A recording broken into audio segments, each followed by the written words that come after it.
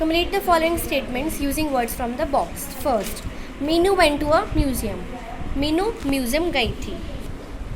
Second, she saw a dinosaur in the museum.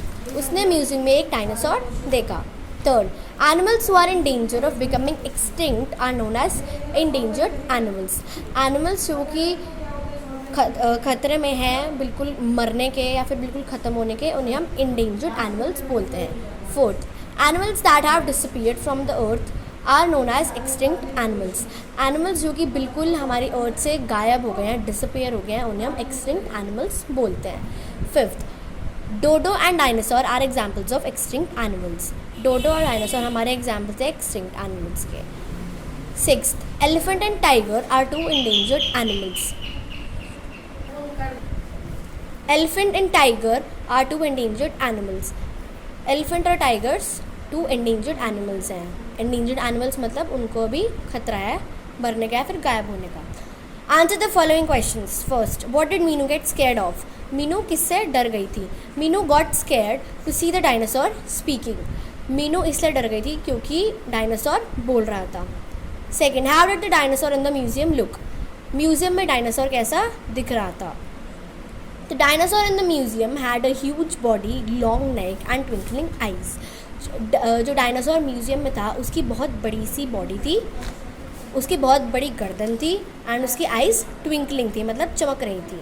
Third, how did Meenu react when the dinosaur began to speak.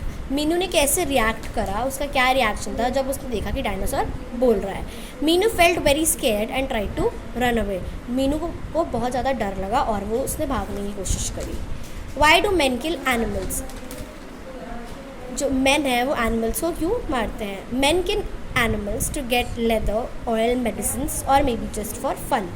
Men animals को इसलिए मारते हैं ताकि वो उनसे लेदर ले सके, उनसे ऑयल ले सके, उनसे दवाइयाँ बना सके और या फिर सिर्फ फन के लिए या फिर सिर्फ मज़े के लिए. Complete the following table with the information from the text. First statement, don't be afraid of me. मुझसे मत डरो. Who said it? ये किसने कहा था. डीनू ने. Whom it was said to. और किसको बोला था. मीनू को. Why was it said? ये क्यों बोला गया था. क्योंकि Meenu got scared and tried to run away.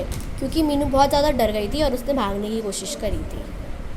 Second, I have heard you harm others. मैंने सुना है कि आप दूसरों को चोट पहुँचाते हो. Who said it. ये किसने कहा था. मीनू ने. और किसको कहा था. डीनू को. और क्यों कहा था. क्योंकि डीनू म्यूज़ियम में काफ़ी टाइम से रखा हुआ था और वो बिल्कुल भी अलाउड नहीं था, उसको बिल्कुल भी इधर उधर घूमने नहीं देते थे. Third, we use to live on the earth. हम पहले इस अर्थ पे रहते थे. ये किसने कहा था. डीनू ने. और किसको कहा था. मीनू को. ये क्यों कहा था. क्योंकि most of the species got extinct. क्योंकि काफ़ी सारी स्पीशीज़ तब तक एक्सटिंक्ट हो चुकी थी. That's really sad. ये तो बहुत बुरी बात है. किसने कहा था. मीनू ने. किसको कहा था. डीनू को. और क्यों कहा था. क्योंकि humans kills animals and cut trees. क्योंकि जो ह्यूमन्स हैं वो एनिमल्स को मार देते हैं और ट्रीज़ को कट करते हैं. Filling the blanks with the words given in the box. First, trees look strange in the darkness of the night. जो ट्रीज़ हैं वो रात में बहुत ज़्यादा स्ट्रेंज लगते हैं, मतलब बहुत ज़्यादा अजीब लगते हैं. Second, we should admire the courage shown by the little girl. We should admire मतलब हमें उस करेज जो उसने दिखाया, उस छोटी सी लड़की ने छोटी करेज मतलब हिम्मत दिखाई, हमें उसकी तारीफ़ करनी चाहिए, एडमायर करना चाहिए. When the sun rises, the fog will disappear. जब हमारा सन उगता है तो जो फॉग होती है, जो झाग होती है, वो गायब हो जाती है. She hesitatingly asked the teacher to explain the poem again. Hesitatingly मतलब बिना घबराए उसने अपनी टीचर को बोला कि मुझे ये पोएम दोबारा से समझा दो. Fifth, there is a huge banyan tree in front of our house.